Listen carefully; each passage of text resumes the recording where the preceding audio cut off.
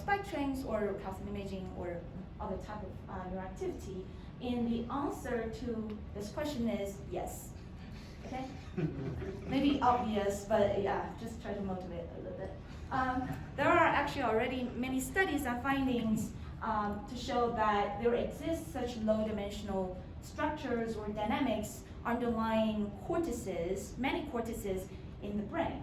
And you can see we usually call this kind of low-dimensional structure as latent temporal dynamics or latent temporal structures. Okay, so here is a motivating example to show why this is true.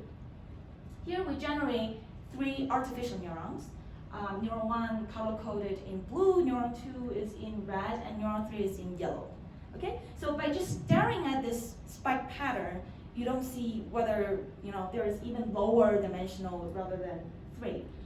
You can also use principal component analysis, which is PCA, to learn the linear dimensionality of this data, and you find 3 dimensions but the 3 principal components that almost equally capture the amount of variance of this data. So this is saying if you use PCA, you are not likely to find a much lower dimensional latent trajectory rather than 3.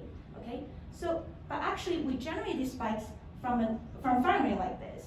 So the color matches the neurons. So neuron 1 firing in this blue, neuron 2 firing in yellow, and etc. We can plot the neural firing rates of these 3 neurons in this three-dimensional firing rate space. This black ball is the instantaneous firing rates of these 3 neurons. You can see, well, the firing ball, the black ball starts from neuron 1, curves a bit, and then ends with neuron 3. So this is saying this black ball actually moves along a one-dimensional manifold, but actually curved in a 3-dimensional firing rate space. That's why if you use PCA, you find 3 dimension, but it's actually a one-dimensional manifold. So here is actually the one-dimensional latent variable X we use to generate these firing rates. You can think of this X as the animal's position in a one-dimensional linear track. And then for each neuron, we generate a deterministic Gaussian bump at different latent location. And each time you have a latent variable X, you just input this X to these Gaussian bump tuning curve for each neuron, and then you can get the firing rate for these neurons. Okay, so this is how we generate these the spike trains from this one-dimensional latent variable, and this example just try to show that the data looks like 3-dimensional, and if you use PCA, you find 3 dimensions, but actually there exists a one-dimensional trajectory which is unobservable. And our goal is to infer such one-dimensional or lower-dimensional trajectory purely from spike train data. And the method we're going to resort to is a Bayesian approach. So what is a Bayesian approach? A typical Bayesian approach has 2 components. If we denote the latent manifold as X in the spectrum or the neural activity as Y, then a Bayesian approach first assumes a prior distribution over the latent X, which is P of X, and also a probabilistic mapping P of Y given X that maps the latent to the neural activity. So if we know this prior in the probabilistic mapping, you can generate an arbitrary X star from this manifold, and then you can use the probabilistic mapping to get the vector of Poisson firing rates. Formally, we can also get the marginal probability describing the neural activity P of Y as the integral of Py given X multiplying Px over X. Okay, so here is a general framework. Now let's get down to the detailed version of the modeling which utilize this framework. As I just mentioned, we have the spectrum Y, which is observed, but we are interested to learn or to discover the latent process X. the first component is the prior P of x. Here we assume x is a function of time t, so we assume x is sampled from a Gaussian process prior. So for people who are not familiar with Gaussian process can be considered as a prior distribution that can generate smooth functions, especially when you use a smoothing kernel k of t. So this ensures the latent process x has temporal continuity. Okay, so next what is the probabilistic mapping P of y given x? We assume the mapping is achieved by this nonlinear tuning curves f. So the latent process x is input to the tuning curve f, and then generate the spike rates. So because of the non-negativity constraint over the tuning curve, we put a Gaussian process prior on the log of f of x. So similar to the prior over latent, Gaussian process is can generate smooth functions. So here we just ensure that neuron fares continuously or smoothly in the latent space. Okay, next we have the spike rates generated from the tuning curves. We can just generate Poisson spikes from the Poisson spiking distribution model. Okay, so this is the generative model we just described.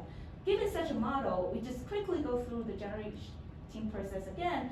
We at each time t, we generate a latent variable x of t from the prior distribution.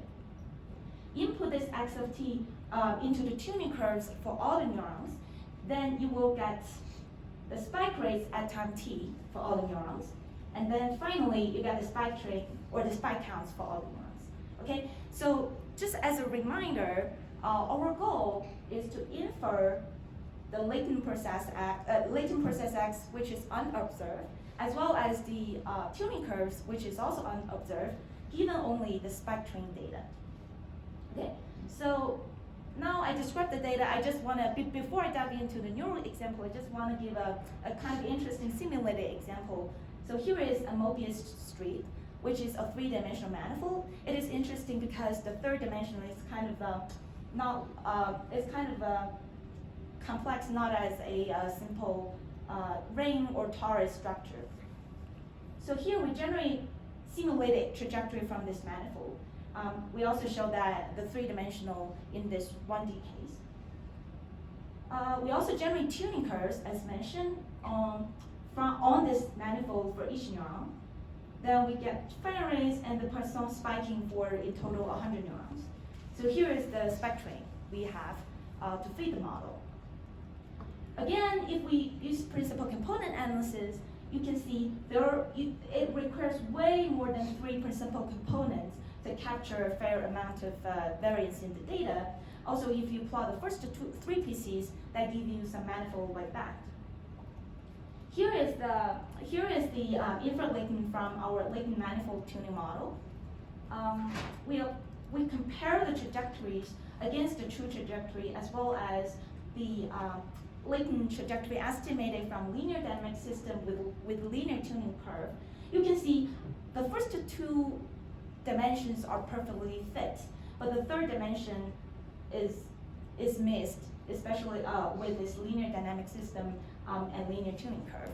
So basically, if you look at the latent infer-latent representation, which I didn't show here, but it basically looks like a ring. You don't have the span, like expansion along the third dimension. Okay. Okay. So here's just a toy example. Now I'm going to talk about an application in rat hippocampus. Here is the data set from Lauren Frank's lab from place cells. Consists of 7 to 35 simultaneous recording neurons. Here we show an example for 31 neurons with 15 minutes recording. So if we apply PCA to this data, we can find 10 principal components. So that the figure on the right is the accumulated variance.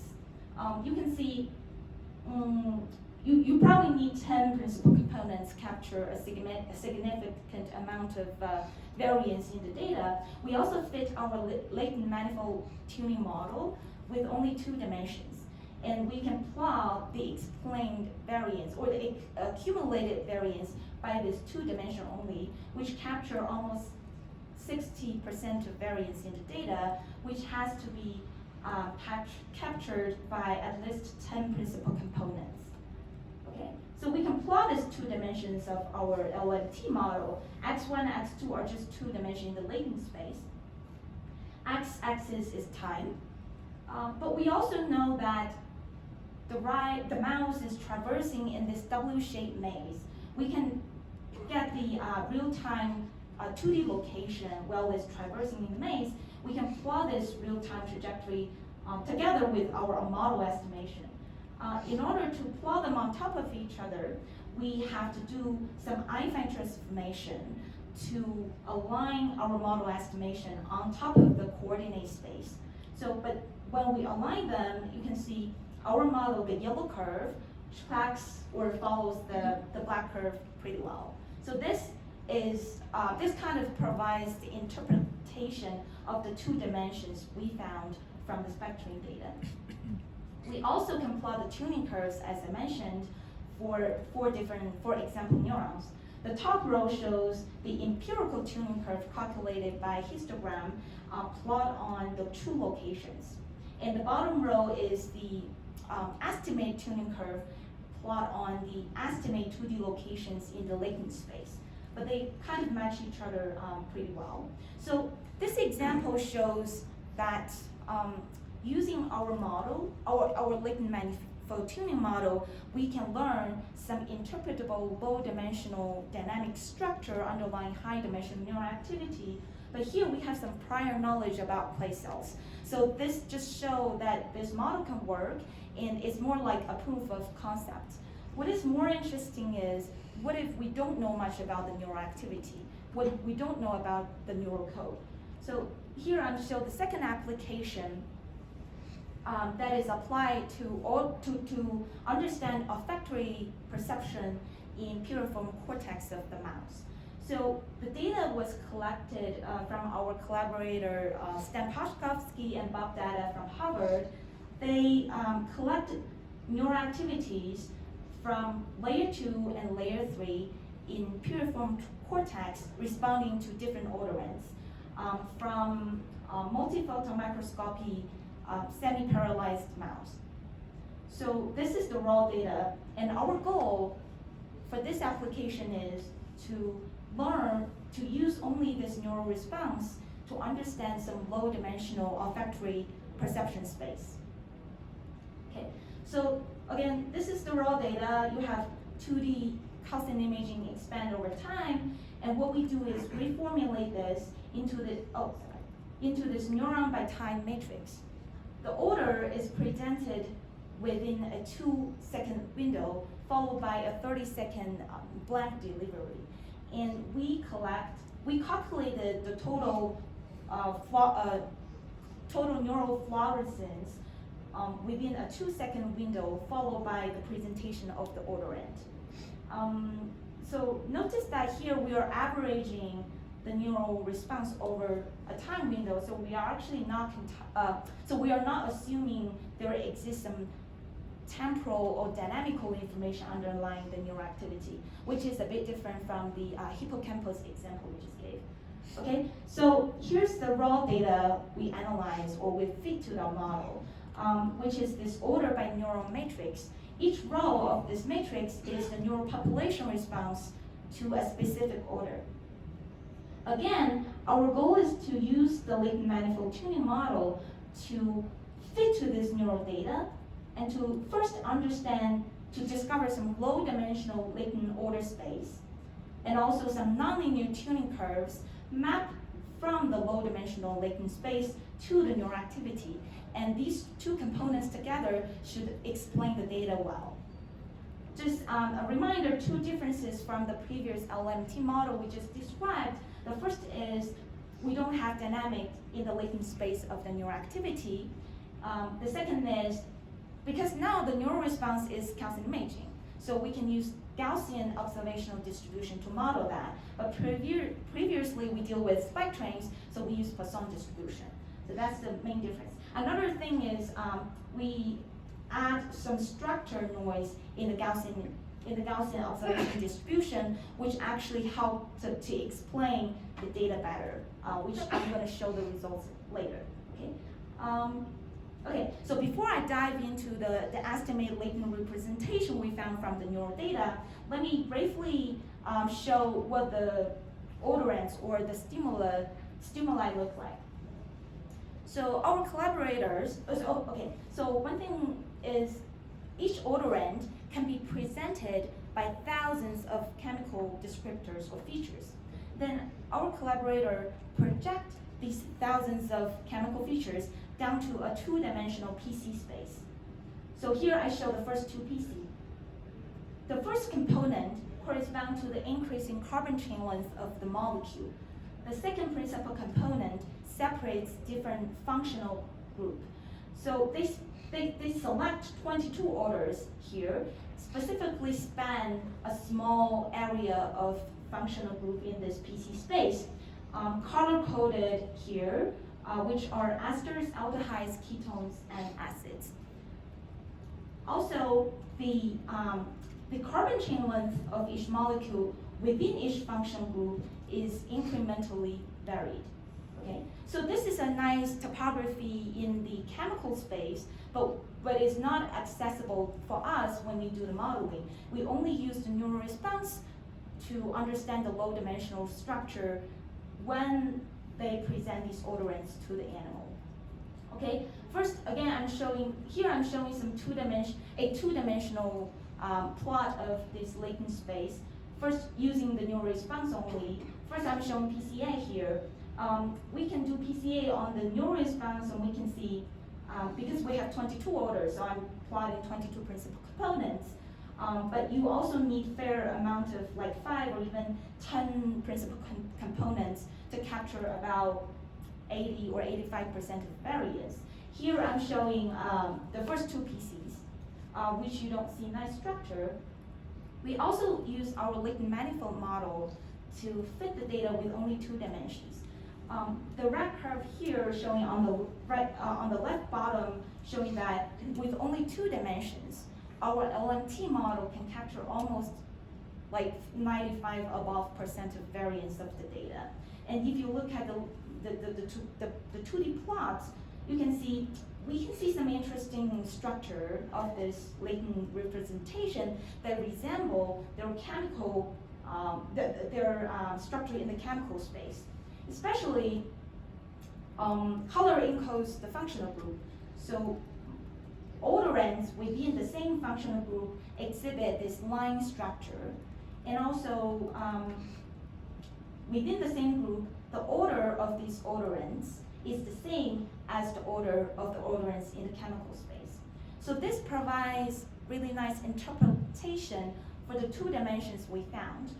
That means the first dimension corresponds to the increase in carbon chain length, and the second dimension separates the functional group. Okay, so given this latent representation for 22 orders, we want to ask what we can do with that, right? The first thing we can do is try to validate whether such latent can really generate or explain the neural data we analyze. So one thing we do is we get this example neuron with his 2D tuning curves. We place the 22 orders latent representation on top of the 2D tuning curve. Then we can generate mean response rate for each order. So here, the x-axis is the order index. The y-axis is the mean response. Each color corresponds to each functional group. The solid bar is the true data we have from the observation, and the light bar is the model prediction. So from this comparison, we can see with the latent representation and the 2D tuning curve for this neuron, we can explain the data pretty well. So this just shows the validation part. And also, we can test, or we can assess the prediction performance.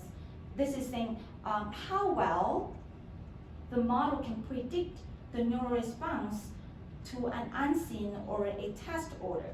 The way we do that is by using some cross-validation in this unsupervised setting, which we refer to as co-smoothing. The idea is, so we have an example neuron, we put that neuron to the side, and now we have an unseen test order. We use other neurons' response to infer the latent location of this test order on this latent space. We place this latent location to the tuning curve of the neuron which has never seen this test order, and then we can predict the mean response rate for this neuron corresponding to the test unseen order. Similarly, we know the true response, and we can also predict the response. Now we can just show, by comparing these two values in R-squared, say, we can evaluate the predictive ability of our model to unseen order. We can do this thing for all order ends, for all the neurons, and we can plot this R-squared comparison plot between PCA and latent manifold tuning model. Here, the red dots is our LMT model with independent noise. Independent noise is just ordinary Gaussian noise without any structural assumption. You can see that with only independent noise, the R-squared value is already significantly improved. We can also plot the R-squared comparison between the latent manifold model with structured noise, which further improves the predictive performance. Okay, so yeah, so that's basically the model. The summary is we propose a latent manifold tuning model. It's a doubly nonlinear latent variable model defined by two Gaussian processes. One is for the latent, the other is for the nonlinear tuning curve. It is good for extracting some low-dimensional nonlinear manifolds, such as sequences or place codes or olfactory perception. So we show two examples. One extracts spatial structures and place fields from hippocampal place cell. The other is extract olfactory manifold from piriform cortex response. Okay, just some ongoing future work is we kind of interested in incorporate some explicit models of dynamics into the latent model, because Gaussian process is usually used to just model some nonlinear function, not explicit dynamics. So it would be interesting to have recurrent model or some explicit nonlinear dynamic model into the model. And we also can assess the interactions in multi-region neuron data by analyzing the interaction between their latent representation. And the last but not least, especially in the hippocampus example, we have some prior knowledge about place cells. So we kind of foresee what we should predict from the model. But what is more interesting is when we apply to the neural, to the brain area or the neural activity where we don't yet know the code. So the olfactory perception is kind of an exemplar probe of doing that, but we are still very interested in applying this kind of model to new data sets where we don't know much about the neural code or the brain or the behavior or the neural dynamical activity, and learning some low-dimensional structure underlying such brain area will provide us insight into the brain to help to understand the brain. Yeah, so basically that's the work, and I really want to thank my PhD advisor, Jonathan Pillow, and our collaborators and co-authors of these two projects. Thank you very much.